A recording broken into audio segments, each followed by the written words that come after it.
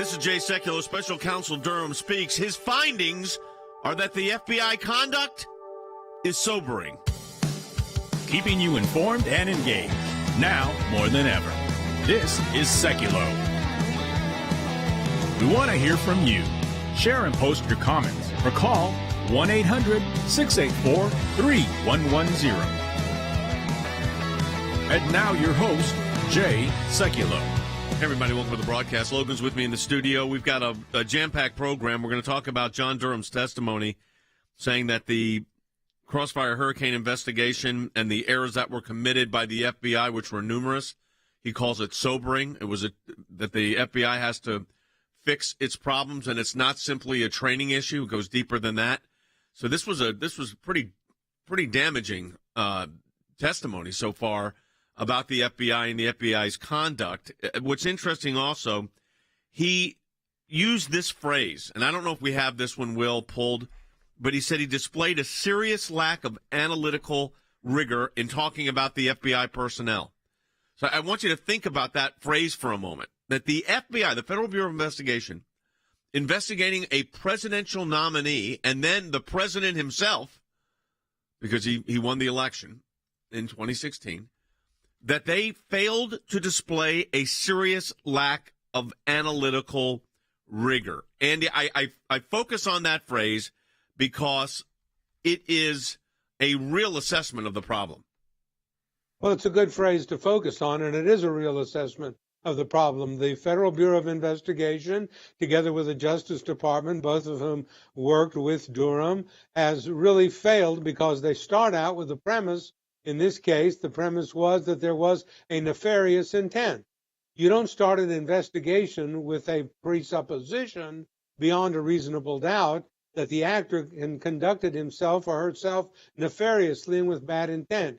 You seek to find if that is the case by facts that you develop. That is not what happened here, and that's why Durham says he is sobered by this investigation of Crossfire Hurricane.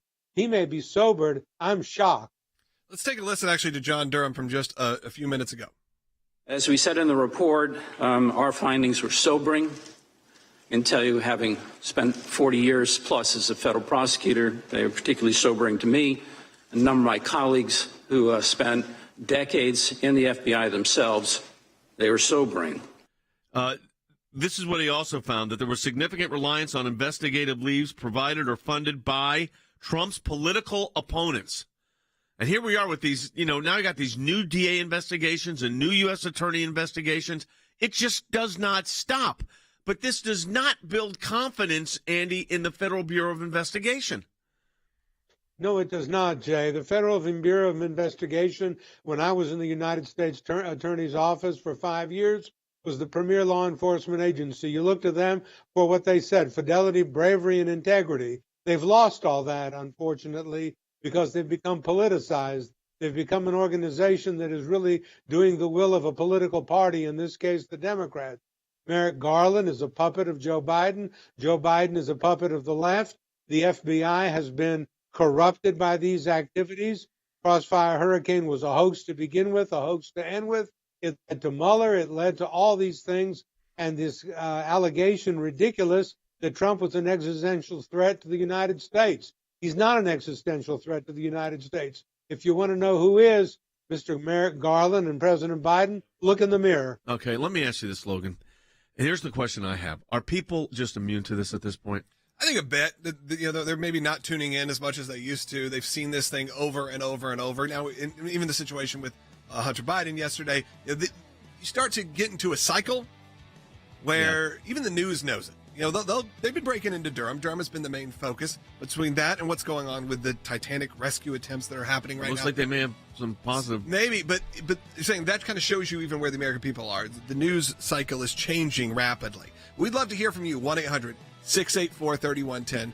1-800-684-3110. We'll break it down a lot more in the next segment. I like to know from our members and the people listening to this broadcast, is this something you're interested in still? 1-800-684-3110, 1-800-684-3110. And is it impacting how you're viewing the upcoming election? We're also going to talk about a victory on a cross case, a victory also, real positive developments at the United Nations. We've got a lot to talk about coming up on the broadcast. 800-684-3110 to talk. Mr. Durham, in the summer of 2016, did our government receive intelligence that suggested Secretary Clinton had approved a plan to tie President Trump to Russia? Yes. Was that intelligence important enough for Director Brennan to go brief the President of the United States, the Vice President of the United States, the Attorney General of the United States, and the Director of the FBI? Yes. And was that intelligence put then into a memorandum, a referral memorandum? Yes. And was that memorandum then given to Director Comey and Agent Strzok? That's who it was addressed to, yes. Did Director Comey share that memorandum with the FISA court? I'm sorry, Did he share that memorandum with the FISA court? Did Director Comey do that? I'm not aware of that if he did. Did he share it with the lawyers preparing the FISA application?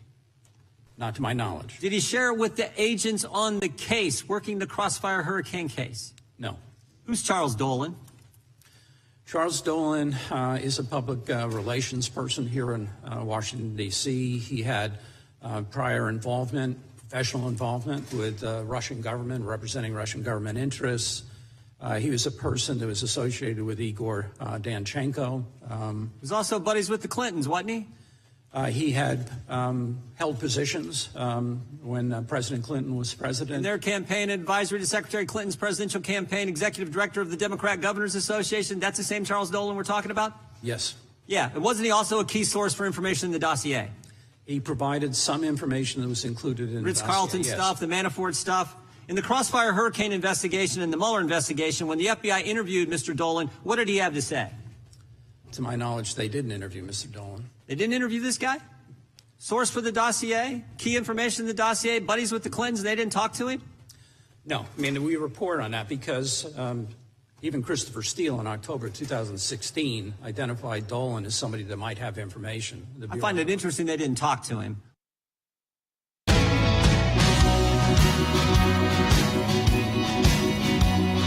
Welcome back to Sekulow. We are taking your phone calls. A lot of you are calling in right now, so stay on hold if you are there because we're going to try to get through as many of them as you can. As we just want to know what your feelings on this. When you see something like what's happening this morning with the Durham hearings, are you tuning in? Do you care? Or are you now just, pushing to the 2024 election now that we are under 8 weeks from the first debate? Unreal. Or right at 8 weeks, probably. It's like the 24th, I think they said in August. So, we're right at that time period, 2 months away from the first debate. We know who the moderators are. We know it's in Fox News. You got Martha McCallum and Brett Baer will be both moderating that debate. So you have the question will be, does Donald Trump come? I think he does. If I had to bet, I would think he would. He hasn't shied away from CNN, from Brett Baer already on Fox. Why not? Go establish yourself still as this front runner. Now, do I think he does all of them? Maybe not. But could he do the first? Should he do the first one? I think so. Let me play. I want to play sound. This is from Representative Ben Klein from Virginia, and then Andy, let you and I talk about what this is, because this is a very big statement. Talks about exculpatory evidence. Take a listen. Your report is not just sobering, as you stated. It's outrageous and deeply troubling. Can you confirm these several main points that it found? The FBI did not have an adequate basis on which to launch Crossfire Hurricane, correct? That's correct. The FBI failed to examine all available exculpatory evidence, correct? Correct. FBI leadership continued the investigation even when case agents were unable to verify the evidence, correct? That's correct. The FBI did not interview key witnesses in Crossfire Hurricane, correct? Correct. And individuals within the FBI abused their authority under the Foreign Intelligence Surveillance Act, correct? Correct. Okay, Andy, let's break this down. I mean, we hear that, Logan. How do you react, first of all? Because you're not a lawyer, but you follow this stuff. That is, I'm going to break it down for everybody. That's a big deal, what was just said in that paragraph. I think maybe you need to explain that to people, right, why that's a big deal, because I think you hear a lot of this jargon, you hear a lot of the same people talking, and we showed that clip of Jim Jordan, and very much so, if you're not following this, moment to moment, you would have thought that could have been a clip from 2 years ago. Okay, so let's start with this, Andy. The FBI failed to examine all exculpatory evidence, correct? Durham says yes, correct. Let's talk about what exculpatory evidence meant here. Exculpatory evidence means evidence that tends to show that the person did not commit a crime. That means they're exculpated, exonerated. When you're doing an investigation, you don't go in there with the presumption of nefarious intent. That's something that you go to try to find if it existed and if you can prove it to a jury beyond a reasonable doubt. They went in there and they knew that there was information, the FBI did that would exculpate, that it would be exonerative of someone, and yet they ignored that information. They chose not to look at it. They chose to pretend that it didn't exist. The FBI is not a grand jury, and a grand jury does not have to look at exculpatory investigation. But the premier law enforcement agency, that's what they tout themselves at, has to. Okay, so here's another one. The FBI, this is huge, folks. The FBI continued the investigation, even though when case agents were unable to verify the evidence. So the evidence could not be verified as correct or true or trustworthy, and yet they continued the investigation when the evidence was falling apart. Yeah, well, this is another part of the Durham report that is so shocking rather than merely sobering in my estimation. You find evidence that you can't verify. You can't determine whether or not it's in fact the case. You can't substantiate it. And yet you say, forget it, ignore it. Just press on. Just keep going and go forward regardless of whether the evidence is there or not. Why would you do this unless you had a corrupt political motive and corrupt political intent? And in my estimation, they did have such a corrupt intent. This is blasphemous to do this and to create this kind of a situation for a victim of the investigation. All right, let's go ahead and take some phone calls. Let's go to Scott, who's calling from South Carolina. You're on the air. Hi, Scott. Hey, thanks for taking my call. Sure. Real quick, I'm a retired military as well as a biker, so I can echo what a lot of my friends are saying. Okay. We're not numb. We are tired of you guys and different people doing the job, finding all the facts, finding all the evidence, and nothing's being done. That's what we're tired of. We're not really numb. We don't believe anything's going to happen. Well, I mean, this is the way our constitutional republic's set up. I mean, the Justice Department's the one that has to. We can't, as private lawyers at the ACLJ, we can't initiate criminal actions. I mean, we don't have the authority to bring a criminal case. We can work with Congress for oversight hearings. We did take the IRS to court and beat them back to the point where they had to change all the rules and regulations relating to nonprofits and how they were auditing. I don't think they're necessarily targeting your work or the work here. It's saying in general, the general feeling is this stuff comes to light and nothing happens. Well, Lois Lerner was fired. Okay. Jim Comey was fired. What's his name? The two agents involved, McCabe, they were fired. Now they've got their pensions back because the next administration comes back. They end up on MSNBC. Yeah, well, you can't stop that. I mean, the problem is, and I do understand the frustration, this is where congressional oversight hearings come in. But, the wheels of justice grind, unfortunately, slowly.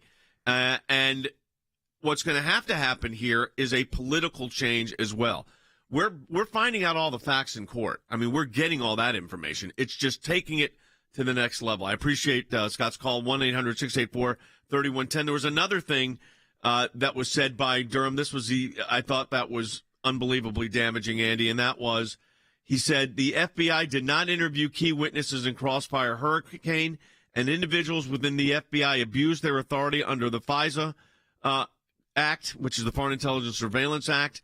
And his answer to that was, yes, that's true. Now, you think about, and the only one that was held liable there, sort of, was the lawyer that doctored the evidence to get a FISA warrant, and he was suspended from the practice of law for 6 months and then reinstated. It was really nothing.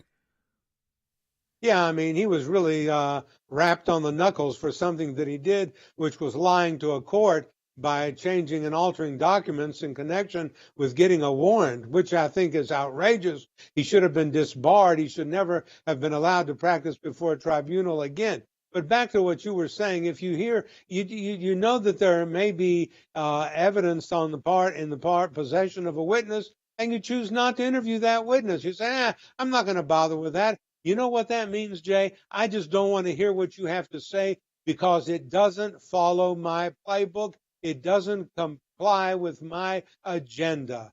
Well, my agenda is to prove that the object of my investigation is guilty of a crime, colluded with the Russians, did all these horrible, terrible things. I don't want to hear anybody who says anything contrary to that. If there is someone like that, don't point me to him because I'm not going to talk to him. So, Durham also spoke about how deep this problem is on the FBI. I want to play the soundbite, but I also want to say something before I do, and that is, Jim Jordan's doing a magnificent job with the Weaponization Committee. But, you know, the Republicans are holding a 5-seat majority in the House of Representatives.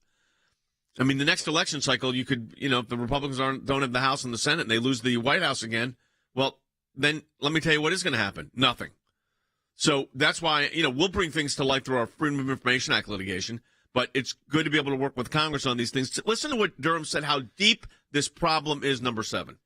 While I'm encouraged by some of the reforms that have been implemented by the FBI, the problems identified in this report, anybody who actually reads the report and the details of the report, the documented portions of the report, I think would find that the problems identified in the report are not susceptible to overnight fixes.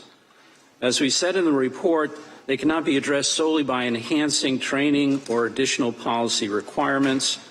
Rather, what is required is accountability, both in terms of the standards to which our law enforcement personnel hold themselves and in the consequences they face for violation of laws and policies of relevance. So what he said, what Durham said, although Durham brought 2 prosecutions and lost both of them, was that you're going to have to, it's not going to fix itself. It's more than training.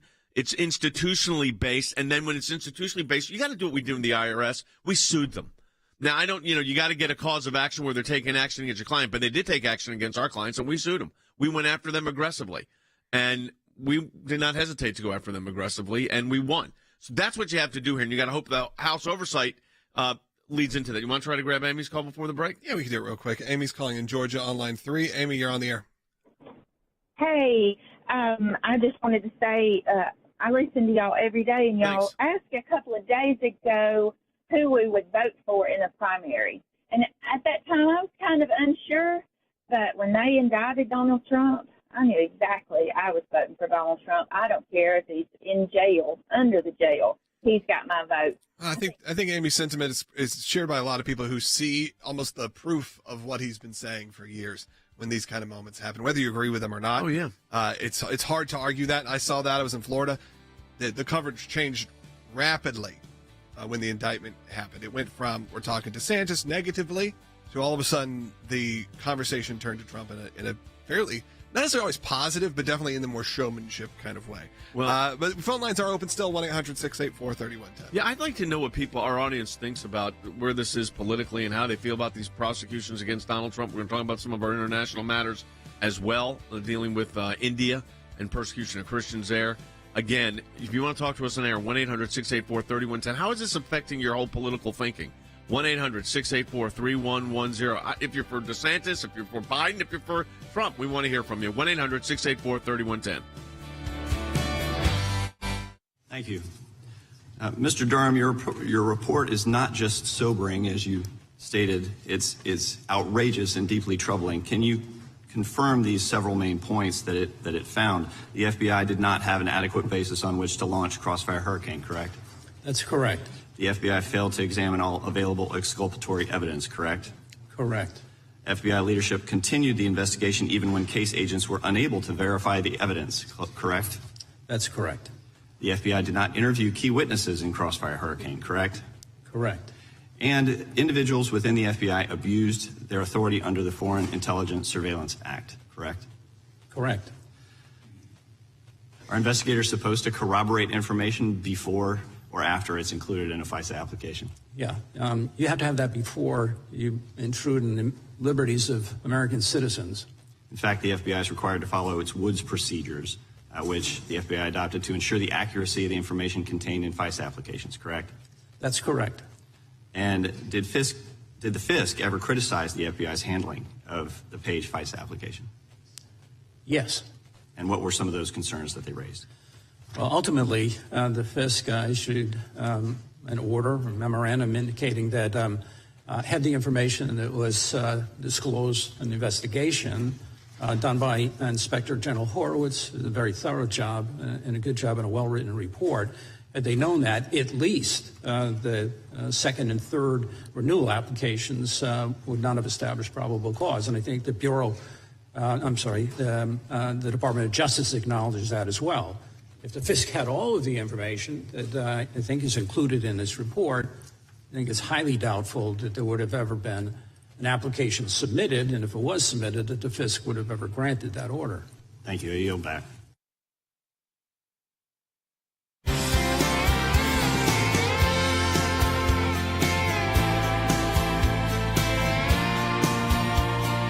Welcome back to Sekulow. We will be taking more of your calls at 1-800-684-3110. I know we wanted to shift gears a little bit. Yeah, and we're going to take your calls, so, keep calling. Phone lines are jammed right now. We'll work those in. I want to talk for a moment. By the way, if you need legal help, go to aclj.org/help. Or just right on the website, there's a help button. And a lot of people are doing that, and we're able to offer assistance where it fits within what we do. So we encourage you to do that. I think we had heard from about 180 people last week. So that was good. We've got a lot going on at the ACLJ also internationally, and that is there's a situation with India. We have an office in Pakistan, so we do a lot of work in Pakistan. And when you think about India, you think about, well, India is a friendly country. We have a good relationship with them. They're a nuclear power. But the fact is Christians are being persecuted there in very significant ways, and we have just drafted, and you're going to say, why are we doing this? We just drafted a letter to the President of the United States, President Biden. And attached to that letter, we have a document that outlines the problems that are going on because the Prime Minister of India, Sisi, is coming to the United States. So first of all, what is the problems in India? Sure. So India is actually the 11th worst place in the world for Christians to live. And we see almost on a daily basis mob attacks. They have anti-conversion laws that they use against Christians. And so really the persecution is just increasing in India. And so Prime Minister Modi is coming over to the United States to meet with President Biden on Thursday. So we put this letter together, just putting them on notice that, this is a country that we're the largest trading partner with India, and we give them a lot of financial support, military support, and economic support. And we want them to address. We want President Biden to address this issue. What are the problems of the Christian minority? It's a minority. It's a significant minority. I mean, it's a minority religion in India, but it's a lot of people, millions and tens of millions of people. What is happening? Yes. So basically, the RSS, which is an extremist Hindu group, and actually, you think Hindus, you think peace, love, right? But there are these extreme sects, and this is one of them, right? And actually, Modi is a part of that extremist group. And also his political party, the BJP, those are two parties that are complicit in actually assisting this persecution against Christians. And it's mob violence. They attack churches. Is it like we see in Pakistan where it's like village by village kind of problem? Because Pakistan, they go, because you handle this, they'll go into a town and just like wipe out the Christian population. Yes. So we are seeing that because there's certain areas in India. India is very large, but there are certain areas in India that have these anti-conversion laws, and they will use those against Christians. So Christians will be having a church service. Mobs will come and start harassing them, beating them up. And the police come, and who gets charged? Not the mobs that are disrupting and beating these people up. They then charge the Christians because they don't want Christians to convert any of the Hindus into Christianity. And we have done work in India extensively, and we have done work at the United Nations focusing on India. We've gotten a pastor out of jail, American, who was in prison for months in India. I got to say, again, you think to yourself, okay, this is a U.S.-American ally, right? Right. And they were in jail for months. Sisi led that team and got him out. But we had to work to get him out. Yeah, so Pastor Nairn, it was 7 months that it took to get him out of India. They took his passport. First he was in prison, and then they took his passport, wouldn't let him leave. Bogus claims, but he was told right off the bat that it was because he was a Christian, and that they had been given, charges from the top that they wanted to send a notice to Christians that you're not welcome in India, and that's what they were going to do. So India has been just a growing concern of Christian persecution, and we want to point that out to President Biden and Secretary Blinken so that they can discuss this with Prime Minister Modi. We launched probably 10 years ago, a project called Be Heard, which is still active. Yep. And it focuses actually on these kind of things. Yeah, and we don't inundate people with emails on it. No, you'll it's get just one occasionally when there's something up. It's our dedicated project to persecuted Christians internationally. And it's a really great resource. If you go on BeHeardProject.com, you can still see what we're doing and what we've done. again, it's just a project of the ACLJ. It's another way people can interact with us. But if you are passionate about this type of topic, it's a good resource to go. And we know the reason we talk about it is because people respond. When we talk about these issues, it's not like our audience goes, well, this isn't American, I'm turning it off. That's not how this works. They actually respond sometimes even more so to what's happening around the world because they see what true persecution can look like. Well, we have another situation, which is in Nigeria, where 90% of all Christians killed for their faith are in one nation. One nation has 90% of all Christians killed for their faith, and that nation is Nigeria. So it's genocide. The ACLJ and our affiliates around the globe have taken action on this. Direct action at the United Nations. CC does a lot of work with the United Nations Committee on Unlawful Detentions, but also these other committees that deal with genocide. The situation in Nigeria, we've represented families there before. We have a FOIA lawsuit that uncovered that the State Department was ignoring the facts of what was going on.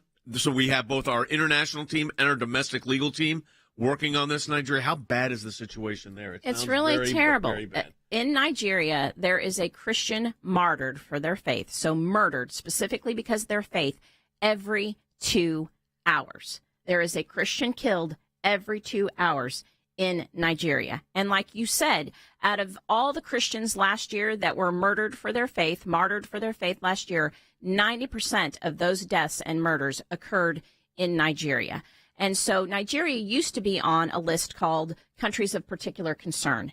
And the United States puts those countries on this list that have these terrible religious persecution issues. The Biden administration came in and removed Nigeria from the countries of particular concern. Why would they have done that?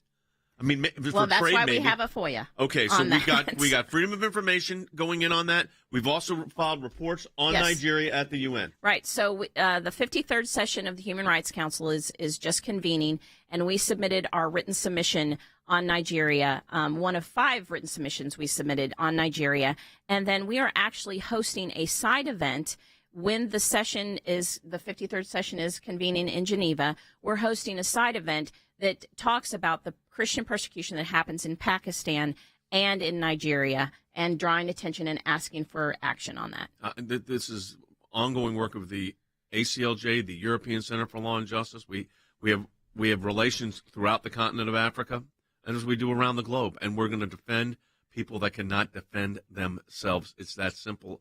It's that straightforward. But this is a perfect example, Logan, where we're using our diplomatic skills at the United Nations through our Office of Government Affairs and our designated UN representatives, but we're also litigating to find out why in the world the Biden Department of State changed Nigeria from a country of particular concern and gave them a free pass. And we've got that litigation going on right now. Ben Sisney's heading that up right now. So that work is going on right as we speak. Yeah, and there's a lot of great comments that are coming in right now, people talking about that. We have one on Rumble that just said they firmly believe the ACLJ is the only organization fighting for Christians around the world, because it seems like some orgs can help only them, but the ACLJ is fighting for us. So that's a really nice statement that's coming through, and I think that's true. You know, we launched our global initiative on the ACLJ back in 1997 when we opened up an office in Strasbourg, French, which is where the European Union is and where the European Court of Human Rights is. Now we've got offices in Jerusalem. We have relations around the offices around the globe. We're doing work around the globe, and we're about to expand that drastically. We have a unique situation that has come our way. We're not going to announce it yet, but it is going to revolutionize, we believe, a global vision for the ACLJ and our affiliated work. It'll cover everything from persecution to economic justice and issues to freedom and liberty around the globe. Thank you for listening for the first half hour. We've got a whole half hour coming up, and you're not going to want to miss it. That's so we right. encourage you to stay tuned. Yeah, if you don't get on your local station, find us broadcasting live right now on Rumble and all your other favorite social media platforms. We'll be right back in just 1 minute. So take a quick break here and tell you about our friends at Field of Greens. I admit it, sometimes it's hard. You're on vacations, things are happening, to eat healthy and get your fruits and vegetables in, but not with Field of Greens. Just a couple scoops, you get all of your fruits and vegetables for the day, and not just random ones, specific ones. And it comes with a better health promise. Take Field of Greens at your next doctor visit. If they don't say something like, whatever you're doing, keep it up, return it for a full refund. And I want to tell you, there are a lot of organizations out there, a lot of companies that maybe would love to reach our audience, but don't have the guts to sponsor something like Sekulow. So we appreciate our friends at Field of Greens and all of our sponsors. So go to fieldofgreens.com and use that promo code Jay. And when you do that, you're going to get 15% off your first order. Plus, you'll get another 10% if you sign up for a recurring order. Again, go to fieldofgreens.com. Use that promo code J-A-Y, when you're checking out. We are back in 5 seconds.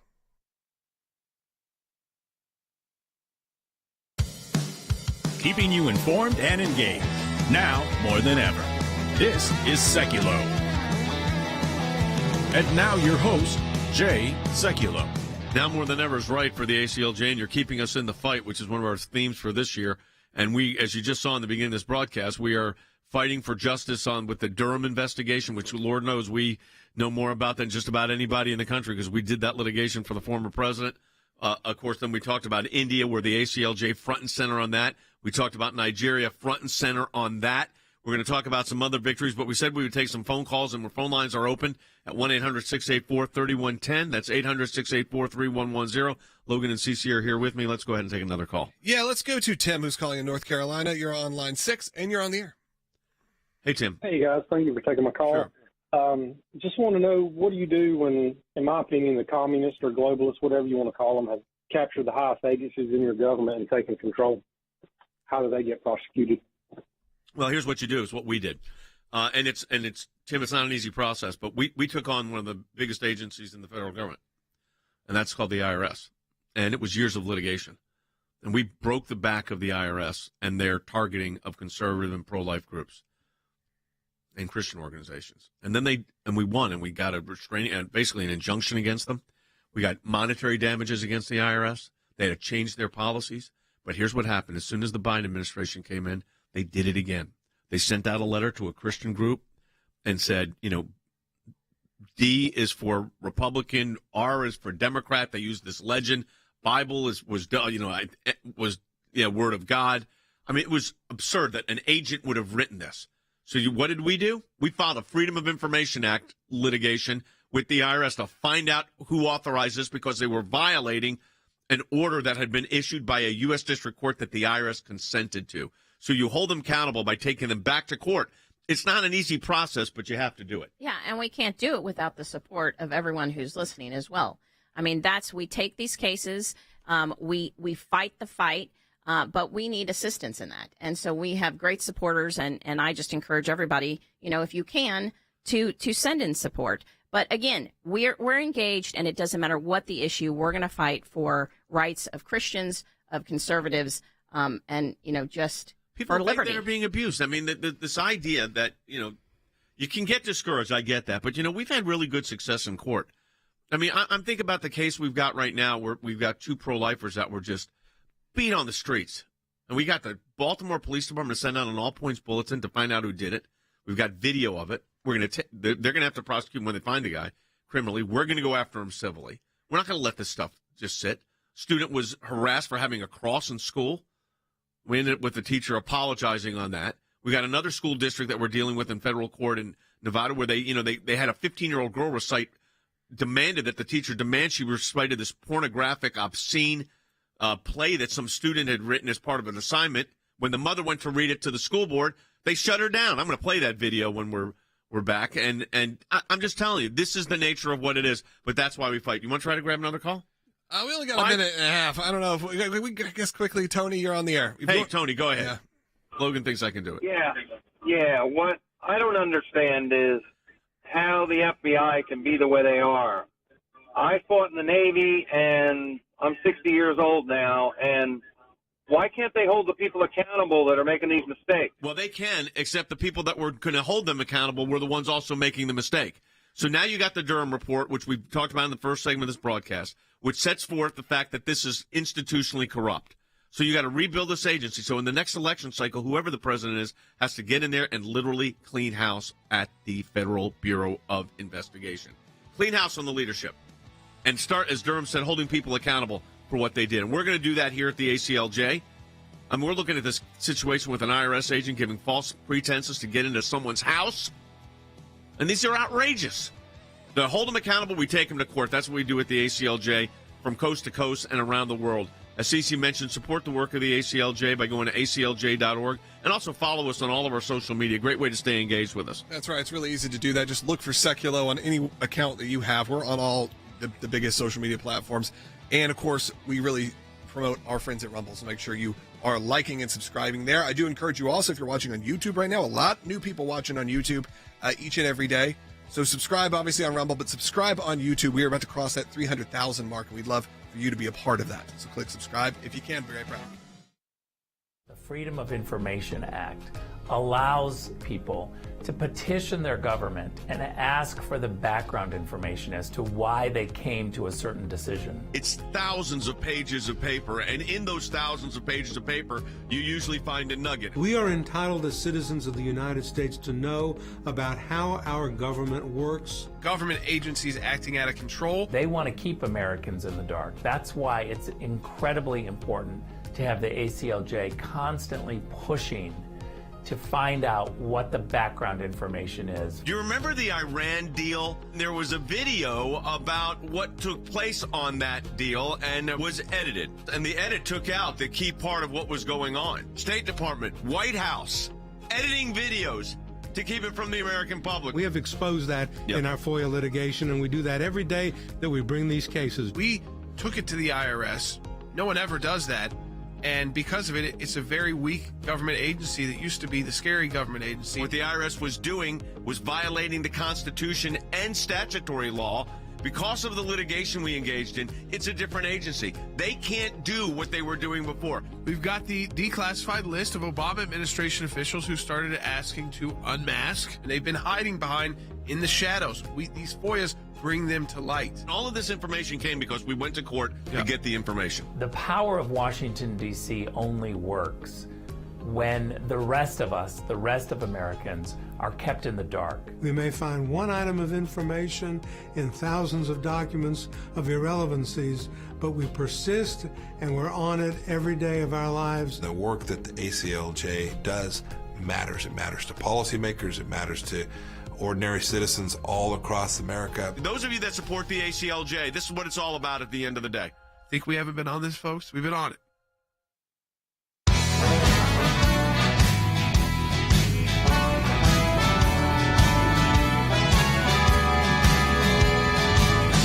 Welcome back to Sekulow. We are going to take more calls at 1-800-684-3110. So if you have any topic? I don't know, any topic. But it's within scope. Can we say that? Wacky Wednesday. Yeah, 1-800-684-3110. Call in with whatever you have. I'm not guaranteeing you make it on the air, but you can give us a call. But there's a lot more we wanted to go over, especially work at the ACLJ. And we've always said, and we want to make sure we reiterate it, especially since there's so many new people joining us each and every day, is if you do need legal help, specifically in the scope of the work that we do, go to aclj.org/help. And if you have a question, whether that is within the scope, there's a simple questionnaire that gets you started. And look, that's how we tell everyone to reach out. Some people go, is this just a form, this, whatever. If someone comes to me personally and they go, how do I get legal help? Because trust me, friends do it all the time. I say, go to aclj.org/help, and you're immediately put in touch with an attorney. Someone's looking at your file to see if it's a case we could take. A human being we can is going through it. As long as there's going to be a basic questionnaire, and as long as it's part of that, someone is going to see it. Yeah. All right. So a lawyer. We will take your calls, and as Logan said, aclj.org/help. Numbers of inquiries coming in have increased significantly, but also encourage you to support the work of the ACLJ, especially when you hear about what we're working on right now. So aclj.org, and if you want to talk to us on air, 800-684-3110. I want to go first to a case that got a lot of attention early on, and Logan said it made some attention kind of virally in Twitter and some of the other places. That involved a student and a cross. You wouldn't think that would be the kind of case that would get this kind of attention. Yeah, some positive, some negative, I'm sure. Well, some of it's bots. Some of it is the way that the left takes a hold of some of these topics. And we saw it with this one. And we saw it with also that speech that was had, the monologue that was being read, which is people don't click through. And they go, oh, well, this is the ACLJ. This is some conservatives making stuff up. This didn't happen. Yeah, well, it did. Show us the proof. Show us the kid's name. Well, we're not going to do certain things like that. I'm not going to show him the kid's name because he's a kid. Right. But I'm going to tell you this. We had a school district, and that school teacher said, and it was in Tennessee, told the kid that cannot possibly be your cross because, A, you couldn't afford that cross. So basically you stole it. And, B, you were twirling it around and hitting other students with your cross. The kid said, well, actually, I didn't do that, and I got the cross as a gift. And this was done in front of other students in a public school. They don't have enough problems in public schools. They got to pick on the kid with the cross. So, of course, there's video of what's going on in the public school because they have videos and cameras. So ultimately, our lawyers, I think it was Abby Sutherland, worked on this one and said, yeah, we'd like to see that video. Oh, that video is going to be conclusive. You're not going to want to see it. Nah, we kind of would like to see the video. So we see the video, and of course, the kid goes into his classroom, and guess where the cross is? Around his neck. And what did the teacher do? Embarrass the kid for the cross. And you want to know the rest of the story? The cross was given to him by an individual, I believe was on the school board, who does an after-school program or assists in an after-school program for kids. And he gave all the kids in this Bible club group, which we argued that they could have since 1991, gave them all a cross. But could you imagine, would a teacher come up to a Jewish student and say, you know that yarmulke you're wearing? Or to a Muslim student and make a statement about their religious garb or religious item they have? No. You can't do that to the Christian kid either. By the way, the case has been resolved. But it was resolved because a parent contacted us at aclj.org, and we took direct action. Right. We do, and that's what we do. We take action and we get results. And in this case, we actually got an apology, not only to the mother and to the student, from the vice principal, the community superintendent, and the teacher. All three of them apologized to the student and to the mother, and that was a huge victory. Which was all the mother and the parents wanted, was an apology. They didn't want to go and make it a federal lawsuit, which we would have done. They wanted an apology so that their kid is not embarrassed about his faith, and you know what? We got it resolved. That was a good one. Now, I got to set this other one up in Nevada. You've heard a little bit about it. It's getting pretty intense. This is in court. This is in federal court. A teacher in a 15-year-old class decides, 15-year-old class, so what is that, probably a sophomore? Maybe not even. Freshman. Yeah, freshman sophomore. In high school. They come up with these stories, and kids are writing them, supposedly. They're anonymous. The one that goes to our client's daughter is obscene, and she doesn't want to read it. And the teacher berates her for this. She's berated in the classroom. The mother goes to the school board meeting, which you're allowed to do. You're the parent, even though they try to label you a domestic terrorist. Goes to the school board meeting. What does she do? She wants to read the actual thing her daughter was supposed to read. This is from the school board meeting. Take a listen. This will be horrifying for me to read to you, but that will give you perspective on how she must have felt when her teacher required her to memorize this and to act it out in front of her entire class. I don't love you. It's not you. It's just, I don't like your dick, or any dick in that case. I cheated, Joe. I'm sorry. This is propaganda. Forgive me. Excuse me. I don't. Thank you so much for your. Thank you for your comment. Forgive me. We're not using profanity. Simply, this is a public meeting. I asked for decorum. If you don't want me to read it to you, what was that like for my 15-year-old daughter to have to memorize pornographic material? Clark County Schools, Nevada, Las Vegas. The child is told to read it and is ridiculed for not reading it. The mother goes to the school board to read it, and they said, I'm sorry, you can't use profanity in a public meeting. But you can in a public school for a 15-year-old? So you're darn right we've gone to federal court in that. But it's outrageous. Now, Las Vegas has got a lot of issues. And you've got good friends in Las Vegas that have great ministries out there. Absolutely. But this is outrageous what took place there. Yeah, and if anyone wants the proof, there it is. I mean, that's the problem. I mean, if they want to go, knocking us on social media, we put it out there. It's Clark County Public Schools. That one, it's the mother is speaking. They cut her off because they don't want her using profanity, which all she was going to do was repeat what her daughter was told to repeat. But it also gives people a bit more of the scope of all the work that we do. So you heard what we're doing internationally. Now you hear what we're doing very domestically. Yeah. From your school board to the United Nations in India and all these different places. So the scope is incredibly large of the work that we're doing. Yeah, and it's and we the but same don't effort. think it's too large to help. No, I tell this to people. I mean, the same lawyers that represented a president will represent you. I mean, think about that for a moment. And that's whether, by the way, your case is at the Supreme Court or the International Criminal Court in The Hague, or if it's at the... You're asking for an apology from your school. Asking for an apology from a school district in Tennessee or demanding justice in Nevada and in Las Vegas. The ACLJ handles those cases because they impact people, and especially young people. Absolutely. And I think this is where, like you said earlier, if you have cases like this, if you have issues like this, if you go to our website, aclj.org/help, you can get help from us for these type of cases. And no case is too small, no case is too big. If it fits within our scope, you will get a response, and we will assist as we can. And we usually are very successful in these. A lot of times all it takes is engagement. Yes. And then you do get the apology. Because if you don't engage, you won't ever get anything. All right, we got another one. We're in Circuit Court of the City of Richmond, representing an individual there against the Virginia Real Estate Board. This one you can't even believe happened. What happened here? So this is a case where a real estate agent who happens to be a Christian had on her website John 3:16 and would send in her emails, like she would sign her emails with Jesus loves you and her name. And what does the Virginia Real Estate Board do? They come after her. They target her, that she's discriminating because what they're implying is the fact that she's saying she's a Christian, then she's saying she will only assist and help Christians, which is just ridiculous. You can't make that inference from the fact that she's putting John 3:16 on her website or saying Jesus loves you, that she's saying I'm only going to help Christians. It's but absurd. That's what the real estate board has determined, and they have gone after her. And this has been an ongoing case that we have been fighting, and now we're at the point of summary judgment where we're literally asking the court that you need to rule that Jesus loves you is not discriminatory language. And in fact, what they're doing is they're discriminating against her 100%. as a Christian. Yes, but here's what's the case. This is the absurd presumption.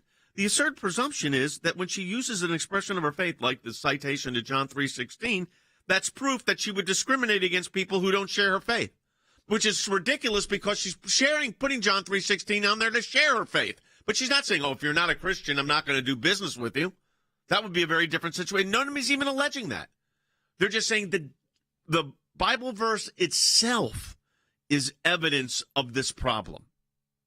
I mean, that's how, when you think about that for a moment, Logan, the idea that you put a Bible verse out there and now it's a violation of the law, to me, that is that's why you got to have an ACLJ, and that's why you got to have an ACLJ in every state to go to these cases. Yep, and you can support the work right now by just going to aclj.org.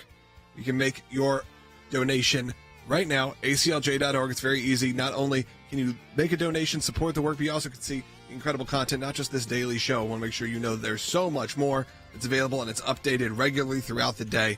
So make sure you always are checking out what's going on at aclj.org and following us on our social media accounts. We get back, I want to take a lot of your calls, 1-800-684-3110. Going to move a little bit into talking more ACLJ work and also stuff that's going on at the border. But I'd love to hear from you on all these topics, 1-800-684-3110, 1-800-684-3110. And also I encourage you, if you're watching right now on Rumble or on YouTube, to either follow or subscribe. So follow on Rumble's the word there, but look for subscribe on YouTube. Getting close to that 300,000 and crossed 200,000 on Rumble. We'll be right back. Thanks to your support of the ACLJ, we have had many victories. The report is coming out. It shows that not only did Tea Party groups get more scrutiny, but so did a host of other conservative groups. It was something that no one could believe our government was even capable of doing, and now they were admitting it. It's one of the most significant wins in the ACLJ's history. To take on the IRS and win, for the ACLJ, life has always been a top issue. Barbara, I am here at this site because there are thousands of people and millions across America that say abortion's murder. When you're fighting for the life of the unborn, you're on the right side of history, you're on the right side of law. These are young people in their 20s and 30s that are doing this, are fighting for life to beat back the abortion juggernaut. It's very important that we remain hopeful that the courts that the Trump administration was able to impact will give us good rulings that are based in law and sound reasoning. This is one of the social issues we're winning. There are historians that point out that religious persecution is at its highest level since the first 3 centuries when the Roman Empire led religious persecution. A mid-state pastor's family is fighting to bring him home. We are getting my husband after 7.5 months.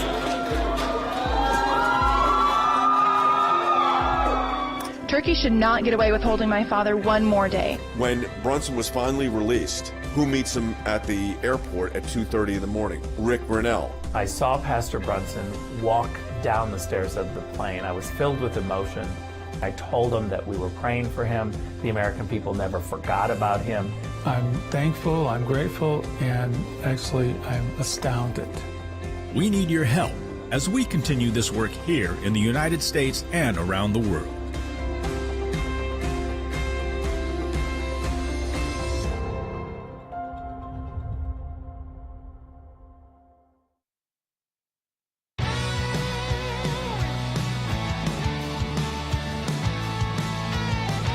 Welcome back to Sekulow. We're going to jump right into the phone calls. Let's go to Steve, who's calling in Ohio on line 3. Steve, welcome.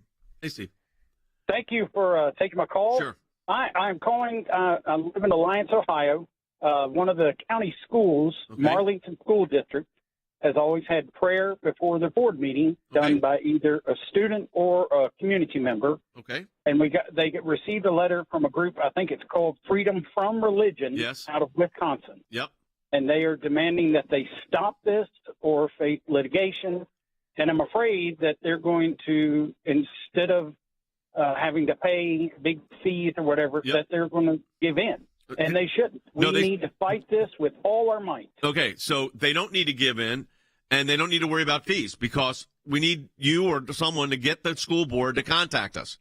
We are representing the city of Ocala in a similar situation now, involving prayer at a legislative a prayer vigil event. We've represented numerous counties on this, and the law is actually on our side. These groups do these letters of intimidation to try to silence a voice they don't like. Professor Hutchinson just walked in our studio. Harry, you've been writing about religious liberty and freedom. The issue of prayer before I can't even believe we're still litigating this. You know, I've been doing this for 40 years, but here we go. But the Supreme Court needs to be, they've been pretty definitive, but they need to stop the standing of these groups that just say, I'm offended, thus, remove the prayer. And we've got a case that I think is going to do that, but it's going to be probably a year away from going to the Supreme Court. I think you're absolutely correct. So one of the big issues out there is individuals deliberately put themselves before a forum so that they can indeed be offended, so then they can shut down the forum, particularly if it pertains to religious belief or prayer. And so I think the Supreme Court needs to intervene, and it needs to put its foot down and say no more, because essentially these are nuisance cases that are brought by individuals who will always be offended. Yeah, and we have a case in City of Ocala where that issue is right before them, and they didn't take the case. Justice Gorsuch, Justice Alito said that the standing issue should be litigated. But they wanted the Court of Appeals to rule on it in chief and first. I think we probably now win it between the 11th Circuit. But who knows? It could well go to the Supreme Court. It should. Even if we win it, they should take it to say, enough with this offended observer. Because you go there to be offended so you can shut it down. Yeah, absolutely. And just like the caller's talking about even school board prayers, and just like you said, this letter that's sent from the Freedom from Religion group, it is intimidation, because they don't think that they think the school boards will just cave, and they won't reach out to an organization like the ACLJ who will step in and free of charge actually litigate this for them and defend them, because they have a right to pray at a school board. Let's go ahead and take a phone call, and then I want to look at the border situation for a moment. Yep, let's go to Phil calling in California. You're on the air. Hey, Phil. Yes, guys, I have a question about the national debt. Yes. Congress has just increased the debt ceiling to, I forget how many trillions of dollars, but what I want to know is, who does the USA owe money to pay off these debts? And number two, why is Congress talking about increasing the debt ceiling instead of paying off the debt like I have to do? Yeah, like everybody has to, when every business has to do. Well, here's the sobering news, is to quote John Durham. Most of our debt is owned by the Communist Chinese Party. I'm giving you a radio silence pause there for a moment, because I want that to sink in for a minute. Most of the debt of the United States is owned by the Communist Party of China, the CCP. And Harry, that's been true for decades. Absolutely. And the United States government, particularly elected officials on both sides of the aisle, have put us in this precarious position so that China has huge influence over U.S. policy. And it's even more nefarious than that, because China has invested in American firms, and then they get the American firms to put pressure on the U.S. Congress to issue more debt, so we then become more dependent on China, and we refuse, in many cases, to shut our border to Chinese imports, and this strengthens the Chinese economy. So it's a lose-lose strategy on the part of American officials, and we need to hold both Republicans and Democrats accountable for this state of affairs. So right now, talking about borders, I'm going to talk about the border for a minute because this is we'll just keep quoting John Durham today, sobering number. The Border Patrol has caught, and I'm very glad the Border Patrol has done this, they've caught 127 illegal immigrants on the FBI's terror watch list, trying to get through the United States on the southern border. Let me give you that number again. 127 terrorists were trying to get into the United States through the southern border, and that's the ones we caught. Who know how many got away? But what we do know is this is not the narrative that the Biden administration wants. They don't want to talk about this. They don't like that the train has left the station, the toothpaste is out of the tube, that everybody knows this is happening. And we went to court on this, folks, to find out what was going on, and we sure did. I want to play this video for you, and also as audio for a radio audience. This is the work that you're paying for the ACLJ. This is how we get results. In 2021, 2 Yemeni nationals on the FBI terror watch list were caught by U.S. Border Patrol agents. This was a heroic moment. Deep state officials silenced the heroism of our border agents who put their lives on the line to keep us safe. The White House doesn't want you to know they've lost all control of the border.